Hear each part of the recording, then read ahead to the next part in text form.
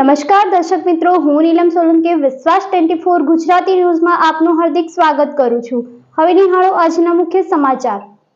આજરોજ નગરપાલિકાના chief officer Shri DN કંડોરિયાએ પત્રકાર પરિષદ બોલાવી, જેમાં ભાયાવદર શહેરના લોકોને મળતા અશુદ્ધ પાણી વિશે ચર્ચા કરતા ચીફ ઓફિસર શ્રી દ્વારા એવું જણાવવામાં આવેલ છે કે મોજ ડેમ સાઇટ પર બનાવવામાં આવેલ 3 MLDનો ફિલ્ટર પ્લાન્ટ હાલ કાર્યરત છે, જેમાં રોજબરોજનું પાણી ફિલ્ટર કરવામાં આવે છે, તેમજ ચોમાસાની ઋતુને કારણે રોજ તેમાં બ્લીચિંગ પાવડર તથા ક્લોરીન ઉમેરવામાં આવે છે। વધુમાં ચીફ ઓફિસર શ્રી દ્વારા જણાવેલ છે કે આ ફિલ્ટર પ્લાન્ટ જરૂરિયાત કરતાં ઓછી ક્ષમતાનો ફિલ્ટર પ્લાન્ટ બનાવવામાં આવેલ છે અને તત્કાલીન પ્રમુખ નયનભાઈ જે જીવાણી દ્વારા જ સદરુ ફિલ્ટર પ્લાન્ટ બનાવવામાં આવેલ છે। ભાયાવદર શહેરની જનતાને રોજનું પાણી વિતરણ અંદાજે 5 થી 6 MLD કરવાની જરૂર પડે છે। ઓછી ક્ષમતાનો ફિલ્ટર પ્લાન્ટ તેમજ ચોમાસાની ઋતુને કારણે જમીનમાં રહેલો કાપ પાણીમાં ભળતો હોવાથી પૂરતા પ્રમાણમાં પાણી શુદ્ધ થઈ શકતું નથી। Bureau report Vijaybhai Kunatiya, Bhayavadar.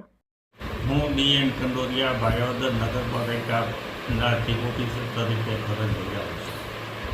ભાયાવદર ગામને પીવાનું પાણી મોજ ડેમમાંથી થઈ અને ફિલ્ટર પ્લાન્ટમાંથી પૂરું પાડવામાં આવે છે। અગાઉ મીડિયામાં પૂર્વ પ્રમુખ શ્રી નયનભાઈ જીવાણીએ જે મીડિયામાં જાહેર કરેલ છે તેના અનુસંધાને લખાવું છું કે ભાયાવદર શહેર જે તે વખતે પોતે શ્રી પૂર્વ પ્રમુખ શ્રી નયનભાઈ જીવાણીની પ્રમુખ હતા, ત્યારે મારુતિ એન્ટરપ્રાઇઝ કંપની રાજકોટને કોન્ટ્રાક્ટ આપી ભાયાવદર શહેરને શુદ્ધ પાણી મળે તે માટેનું ફિલ્ટર પ્લાન્ટ બનાવવામાં આવે છે। આ ફિલ્ટર પ્લાન્ટ જે તે વખતે બોડીએ વહીવટદાર શાસન આવતા વહીવટદારને જે સ્થિતિમાં સોંપવામાં આવે છે તે સ્થિતિમાં હાલ ચાલુ છે, પરંતુ હાલ ચોમાસાના દરમિયાન મોજ ડેમમાં પાણીની આવક હોવાથી ડેમનો ડોળ ઉખડી અને થોડું ઘણું ડોળું પાણી આવે છે।